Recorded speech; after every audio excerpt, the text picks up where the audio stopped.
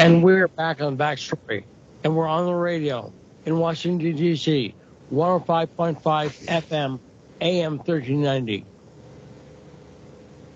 So, Jason, a friend of mine years ago, about 30 years ago, gave me some advice. My brother was in a lawsuit with his business partner. I remember. Yeah. That's right. You remember that.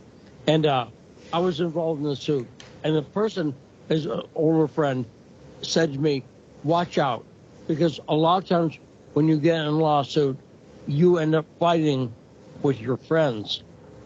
Right. And I didn't know what he was talking about. But in that lawsuit, eventually, and I was on my brother's side. My brother and I were on the same side. Eventually, my brother and I ended up not talking to each other for like 2 years. I remember that too. Often, what's that? I remember that too. Right. And it's what I'm getting at is what pisses me off about what happened in Russia over the weekend with Prigozhin is Russia's winning in Ukraine. Russia's having massive successes in Ukraine. So let's bring on Sonja Van Ende, independent journalist in Moscow. Sonja, am I right? This is frustrating because this happened at a time when Russia is clearly winning in Ukraine, correct? Yes, hello, Lee. Yes, that's correct. I mean, we all know that Russia is winning, and then Prigozhin does something like that. But I think personally, what I noticed the last weeks or maybe months, we could see it coming, you know. He was in the media on his Telegram channel.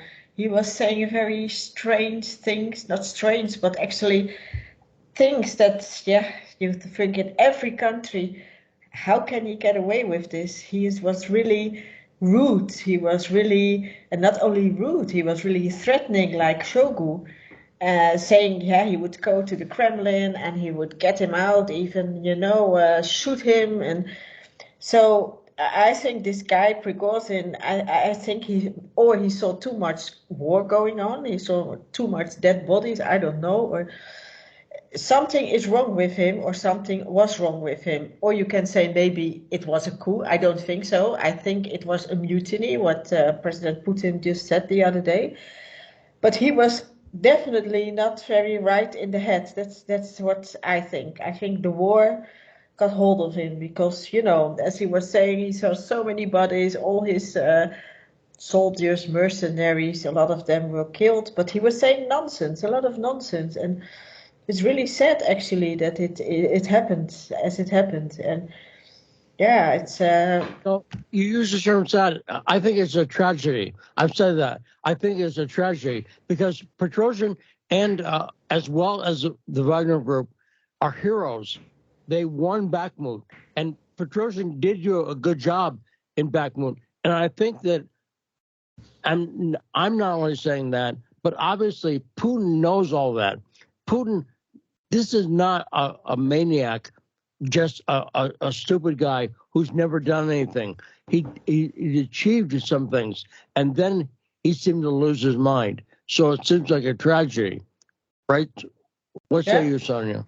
Yeah, that's what I thought. I mean, he was having first Soledar, remember Soledar? He took Soledar, then Bakhmut, and it was a really hard battle. And then he starts complaining about all these things, about not get any ammunition, and so on and so on. And it's a tragedy because all the Wagner soldiers, they are true patriots. And this is also what President Putin said and other people said. They were really true patriots. They fought very hard, and some of them lost their lives on the battlefield. So it's a tragedy, a real tragedy that, their boss, actually, Yevgeni Prigozhin, is reacting like this. If there was a shortage of ammunition, could be, I don't know, we don't know. But if it was like that, it could have handled it in a very normal, different way, in a quiet way. He could have gone and say, Mr. Shogu, I need this, this, and this, but not reacting as he did. This is somebody he was acting like somebody lost his mind, and it's exactly what you said. And Jason, it is very frustrating because you've seen the so-called winter offensive, it's now summer, but the winter offensive that Ukraine's done for the past 3 weeks is not going anywhere. You've seen that, right? Ukraine is not succeeding at all with that offensive, Jason. Yeah, no, I agree. Yeah. Totally agree. I mean, look, what I see, it could be that he's crazy, but I've been noticing patterns over the last 6 years, and those patterns are people who are trying to deceive us. And Putin today was speaking a lot about how he knows these guys are patriots and they were deceived. And it's interesting because, you know, I found a company called Concord Catering in New Jersey, Concord Catering LLC, that was opened in 2022, January, 1 month before the invasion. And I want to go back and learn how Wagner was first introduced. I think it was in Syria, and they were doing a deal with Assad. And Putin is written up in an article in The Guardian in 2014, where The Guardian is trying to make it look like Putin is doing something shady. But if you take a straight read on what Putin said, he said there are Russian citizens in Syria. They're aware of that, but there are no Russian military. He said there's no Russian military there. There are forces there, and there's things that they're doing, and they're making a deal with Assad. And I think what happened was they were successful with Assad. Then Putin said, all right, this is fine. Let's use these guys in Ukraine. And they did succeed. And see, what I see is a pattern that's been applied to me, a pattern that's been applied to Trump, where this guy Prigozhin was gaining Putin's trust so that he could get right up to the moment where he could slit his throat. And Putin grabbed his hand with the knife in it and made him drop it and kicked him in the rear end and said, go to Belarus. And now he did say they're going to investigate the financial fraud because they said the government had heavily funded this catering company, Concord Catering. Now, that's a Russian company that he owns. And that name Concord, to me, it made me think of the jet, obviously. And I looked up the etymology of the word, and it was the British and the French, obviously, that made that jet. And the word means like-mindedness and brotherhood. And I thought it was a very suitable name for that jet because the British and the French have a checkered history of war and hating each other and whatnot. And that was an amazing human engineering achievement. So I like that name for the jet. But what is this Concord that we're talking about with the catering company? Is it British and American intelligence coming together with a lifelong criminal like Prigozhin to do this, to make an entity that could get close to Putin and gain his confidence to the extent that he would rely on them in a way that could collapse all of Russia? If he had succeeded with this plan, I think that guy is going to Belarus so they can start an investigation into the financial fraud that is Concord Catering, and he's going to spend the rest of his life in jail for that. I have no reason to think that Putin's going to. I think that he made a deal. I think that Lukashenko negotiated a deal and essentially doing what I think Putin wanted. And I don't the mutiny charge. That was that. They dropped that mutiny charge and said, you can go to Belarus. And then Andrew Weissman tweeted, here's one charge that won't be dropped. They've got charges that this guy Prigozhin is running the IRA, the Internet Research Association. Now, has Putin confirmed that that's even a Russian thing or that he even knows about that? Because that sounds like something that they made up at the Lawfare Institute. Let's talk about what the IRA is. That's a company Prigozhin has in St. Petersburg, okay? And they were accused by the U.S. of interfering in the 2016 election for putting like $50,000 in Facebook ads. And it's a ridiculous charge for a variety of reasons. You know, I'll put it like this.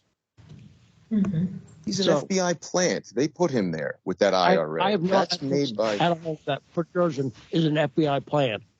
Well, the other co-founder of the Wagner Group is a Ukrainian Nazi. Please stop. Please don't come on my show and spread pointless conjecture. If you have proof, bring it. But if you got a guy who is the co-founder, I'm not guessing, the co-founder of Wagner, type in Wagner Group CEO, and you'll see on the right, it brings up this guy, Dmitry Utkin. And he is a Ukrainian-born Russian. And people in Wagner Group were saying he's a Nazi. And I'm saying I think the whole Wagner group was an infiltration unit started in 2014 or 12 or whenever they introduced it in Syria. And I'm saying there's no evidence And I'm of that. presenting you with the evidence. I'm presenting you with the evidence. So no, please don't. Please do All not. right. Because there's a tremendous amount of disinformation right now. And I want to get factual information. What we know for sure is Vladimir Putin came out today and said Russia has been funding the Wagner Group. And I think the real problem that Russia faces after the Sonia, what do you think? Is the question of private military contractors. I think in general, that's a weird thing, Jason. Think about the concept of a private military contractor. You know, a company it's totally new in Russia. It's totally new in Russia because they used to be communist. It was somehow, not say an experiment from Russia, but it was somehow.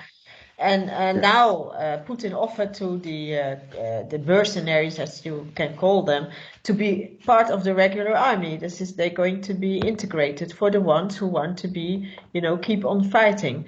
And also, I think it's maybe Prigozhin made somehow a little mistake by taking so many people from jail. Not so many. It's not even half, but who were in jail, these mercenaries. So. But at the end, they were good fighters, and they were really fighting for Russia. And about these internet agencies and so on, that's all things from the West. I can tell you, I wrote for a company called Ria Fan that was owned by Prigozhin. And this is now closed because all his assets are closed in Russia. But it was not an internet agency or something. It was just a news site, just a regular news site. And I don't think he even had a hand in it or something. So I think that this is what the West is trying to say all the time. There were internet agencies spying, and I don't know. I mean, they themselves have them. So, I mean, if you look in Telegram, you find somehow this general SVR. I think this is somehow an infiltration from the British, but okay, let's keep on with Prigozhin. I think he made, I don't know what happened to him.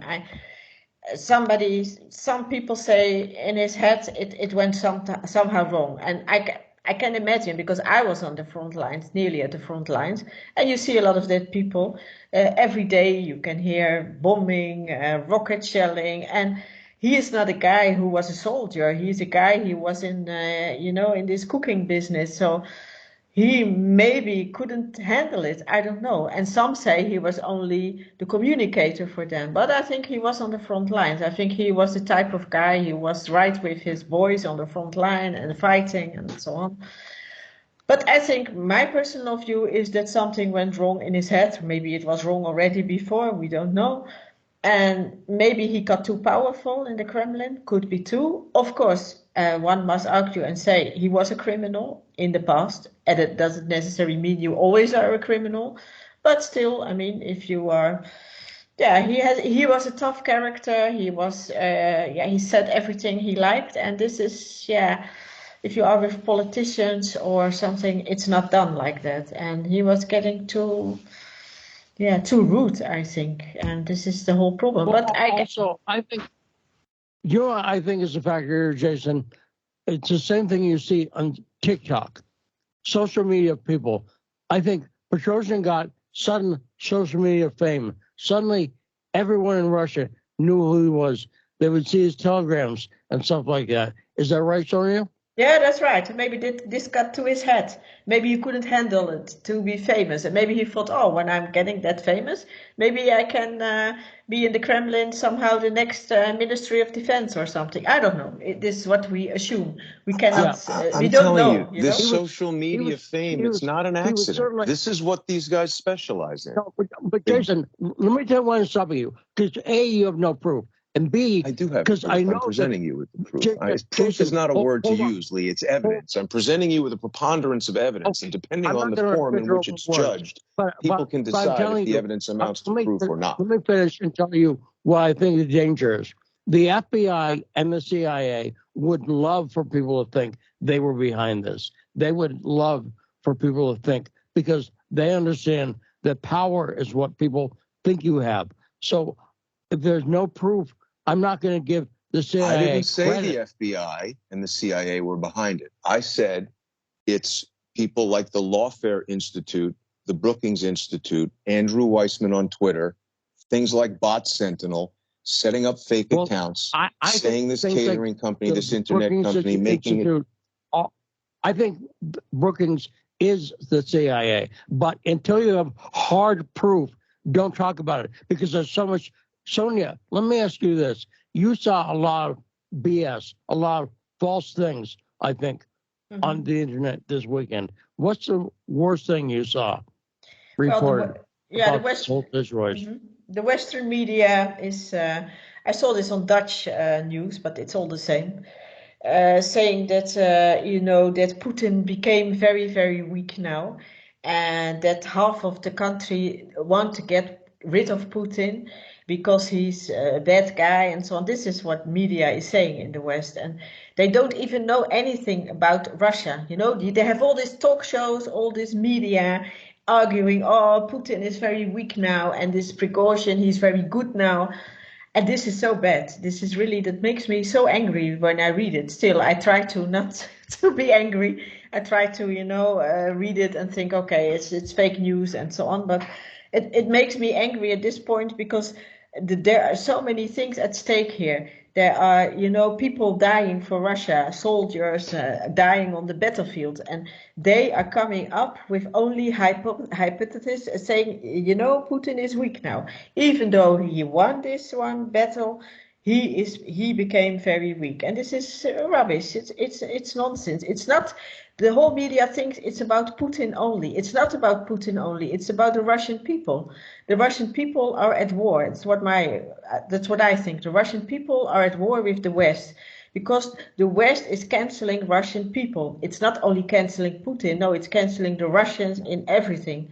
And this is really, really bad what the West is trying to do. It's playing on one man. It's like they did with Assad. It's like they did with everybody in Libya, with Gaddafi, in Iraq. We know the whole story. Now they're trying again the same script for Putin. And if there's some internal problems, and this is, I think, it was an internal problem. This is what I was writing before already. I said all the time, because people want me to write sometimes. I say, oh, you have to say Prigozhin is good. And I said, no, I don't know, first of all, if he's good. But if there's a problem, it's an internal problem, and the government should take care of this problem and not, all say, oh, this is weak and that is weak and so on and so on. In a war, there are traitors, and internally there are traitors also in Russia. And this is what the government and the security service are taking care of every day here. This is what I can read. Now, have we seen Gerasimov since this thing? Because we've seen Shoigu. They did a video yesterday morning with Shoigu, but I've not seen Gerasimov. Have you heard anything about him, Sonja? Not yet, but on the day that Prigozhin went to Rostov and he wanted to go to Moscow, there was a video from Gerasimov. Oh no, that was the other one. No, we didn't see Gerasimov yet. No, the other guy, the other general. He was sitting there with his gun. Yeah. And no, not Shogui. I forgot his name. It's another. It's the one who wasn't. Yeah, it was the one who wasn't. Exactly. He made a video, and he said in this video that please, we are brothers. We are all brothers on the battlefield. We had very tough battles, and please, Prigozhin, behave yourself and come to your senses and don't act and don't behave like this. We are brothers in battle. This is what he said. And yeah, maybe he listened to it. I don't know. I don't know what the relation is between them, of course. But yeah, this is what he was saying. But Gerasimov, we don't see him as yet. But for sure, he will come somehow and say something. I mean, it's not that I think he is accidentally hiding somewhere. Or I cannot think that is, no.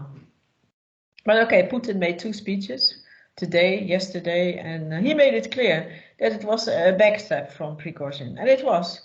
And what reasons this guy has or had, yeah, we can only guess, this is what, of course, this is our job to guess. Maybe he did this, or maybe he was, sponsored by this or this. Putin said he was sponsored totally by Russia.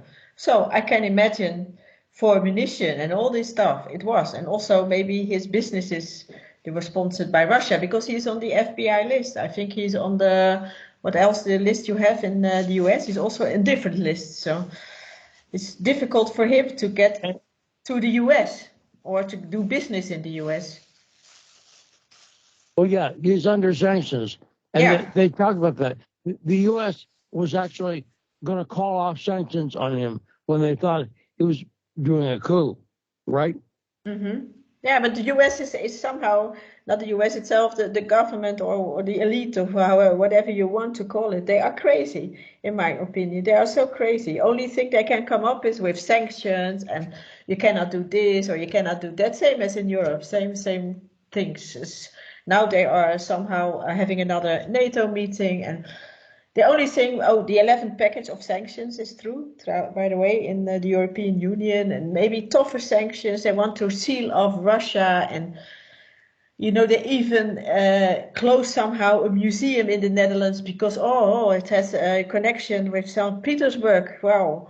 Books, they burn books. They even forbid my books about Syria in the Netherlands because I'm here. Imagine this all. So they are full out crazy there. It's I cannot understand why the population in these countries don't rise up more because they see what is happening. They are having a cancel culture in everything. And this is with Russia the same. So, and what I want to say again and again, people are arguing about Putin, about the army. People are dying. And a lot of people are conscripted here in the army. And they battle for Russia. There's only one country they have, that's Russia. And if they are going to lose it, it's like Lukashenko said today, then that's finished. They are finished. Russia is finished, Belarus is finished, everything.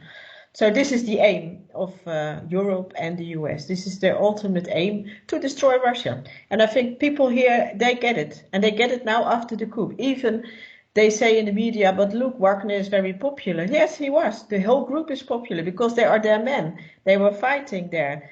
And Putin said you can continue fight. You can be integrated in the Russian army. So it's about the people, the people don't want to lose their country to the West again, like they lost it in 1991. And this is now, yeah. Mm-hmm. And Jason, compare the handling of this by Putin as his team to the handling of January 6th, where today the Senate committee from the Senate was Democrat controlled, released another January 6th DHS report. Did you see that, Jason? No, what did that say? Well, it said that the FBI withheld, there were Proud Boys were going to kill people, they were saying, and it's Democrats. So what they said was a bunch of garbage. They basically said the FBI and the DHS did not treat the threat seriously. And, oh boy, compared to what happened January 6th to this in Russia over the weekend, Jason, one thing is an insurrection and one thing is not, right? Yeah. Mm-hmm. Right. Yeah, and I mean, look, Putin restored order in a day and averted what would have been an absolute catastrophe. Those couple of helicopter pilots who were killed that he mentioned in his speech. Well, he didn't mention them by name, but they clarified in an article on RT that there were some helicopter pilots killed by Wagner, and they were actually trying to start an actual military coup, and they thwarted it right away. That's right. And whereas January 6th, they succeeded with their coup, and it wasn't military. And also, I think, Sonja, it shows that the narrative about Putin, where he's a killer and he wants to kill his political rivals, is untrue. I think he's shown what he is a patient, merciful, but, he didn't go out of his way to kill anybody. If he wanted to take out the Wagner troops when they're heading toward Moscow, he could have launched missiles and planes and really defeated them. but I think he showed patience and, like I say, mercy. What do you think, Sonia? Yeah, exactly. And this is what he's doing all along. And the West is accusing him of being a rough guy. And, all these stories about people fall out of their houses from their balcony. And, oh, yeah, of course, Putin did it. He did everything. But it's what I say to you. It's like they did with Assad. It's like they did with all the guys or the countries they want to overthrow with their color revolutions. And this is what they are trying. They've tried it in Belarus not so long ago. So I think Putin is one of the best leaders we have at the moment because he always keeps quiet until he really has to say something. And he could use what you said, he could have used the military, but he didn't. So because he knew that maybe you can get a civil war there if you use the military. And this is something you would like to avoid in times of war. Because he also mentioned that we are at war. Of course, there's a special military operation still going on. But NATO wants war. They proclaim that all the time. They are at war, or Russia is at war with Ukraine, but actually they are at war with Russia. So this is how they bring it in a very strange way. But Putin has some allies. I was in Chechnya the last few days, and I came back in the night that the mutiny started. And I was with Kadyrov there, and I could hear him speak. And he's a very good, trusted alliance for Putin, for the Russian army. So I saw their Spetsnaz there, and they're really tough guys, and that's really good. They can join the regular Russian army, and they also went to Rostov that night already, because you can go from Grozny on the highway to Rostov, and the Spetsnaz went to Rostov to, in case it went wrong, they could help, to overthrow the Wagner group, but to help to restore order there. So this was their aim, and they're now on their way to the special military operation area. So. Yeah, I think it's even, they say from Kadyrov, he is, he's a funny guy, he looks like a terrorist. This is what they say in the West. Huh? Well, I mean, they don't have respect for any other culture in the West. That's the problem. Okay, they have their own culture. Maybe some people like it, other people don't like it. Same with Russia, with any other culture. But the West has a problem, and especially Europe has a problem with other cultures or people who are different. Only when it comes to woke, then they don't have a problem, and that I have a problem with. But I mean, this is the West, and I know the West. I was born in the West, I was raised in the West. But what they are doing now, it's unbelievable. And they thought they can play the same scenario in Russia as they did, for instance, in Syria. Assad killed his own children there. Now, they don't say Putin is killing his own children, but they try it in different ways. And this is what they are doing. And it's very, very actually criminal what they do. And so, Jason, any final questions for Sonia before we let her go? Because it's late in Moscow, Jason. What's the temperament like around Moscow? Well, I didn't notice a lot. I only heard that the Red Square was closed, but I couldn't go there because, as I said, I came back from Chechnya that night. I came at the regular airport when it all happened, and nothing happened there. There was no extra security. I took a taxi home. I couldn't see any, police. There's always police on the road, but nothing special. I was even reading my handy in the taxi, of my mobile in the taxi, and I thought, oh yeah, there's something going on. I didn't know now. But here where I live, it's nothing. People enjoying their life, or people going to work, or children on the streets, and there are no soldiers here or something. But as what I said, maybe the Red Square, but I couldn't be there because I was away. But maybe that's closed off. But it's always closed off when something happens or special events are going on. But the mood, I think people. After January 6th, here, Sonia, they covered our capital. They're surrounded with a giant fence. Is anything like that happening? Is Red Square surrounded with a giant fence?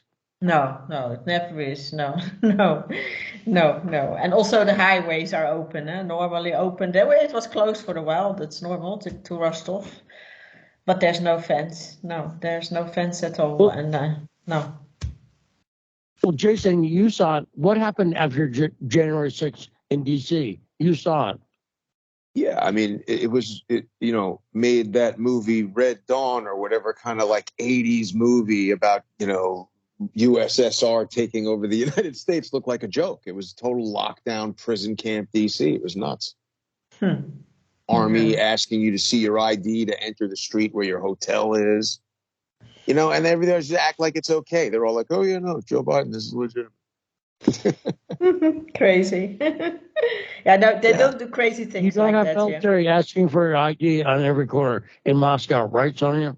Yeah, they don't do things like that. It's like even when the special military operation started, the West was reporting, oh, everywhere demonstrators, oh, and so many, and they're all thrown into these police cars and so on. That was not like that. Maybe there were demonstrators, and of course some people got picked up and went to interrogations or something.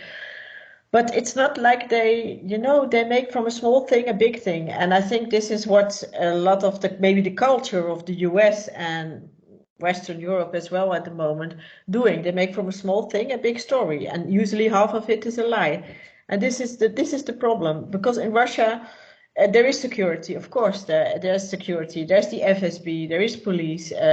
Soldiers, no, they're not soldiers on the streets because they are going to fight at the battlefield. You see them in the metro, you see them in shopping cities, and this is what you see. But it's not, yeah, you can go everywhere you want. If I go tomorrow with the metro to another district, yeah, I go. It's they don't even ask me in the metro somehow, oh, can I see your passport? Or, oh, you're a foreigner, what are you doing here? No, I never had it. I'm here 1 year, 3 months now, something like that. Sonia, I know it's late in Moscow, but a fantastic report from you. Thanks so much for being on the show. Jason, what do you say? Thanks. Thanks for joining us, Sonia. Thank you, Do svidaniya. Do svidaniya. Bye. Do svidaniya. Yeah, do svidaniya. Thanks, Sonia. Thank Great you. report, I thought. So Yeah. let's take a short break. And when we come back, we'll play a couple more clips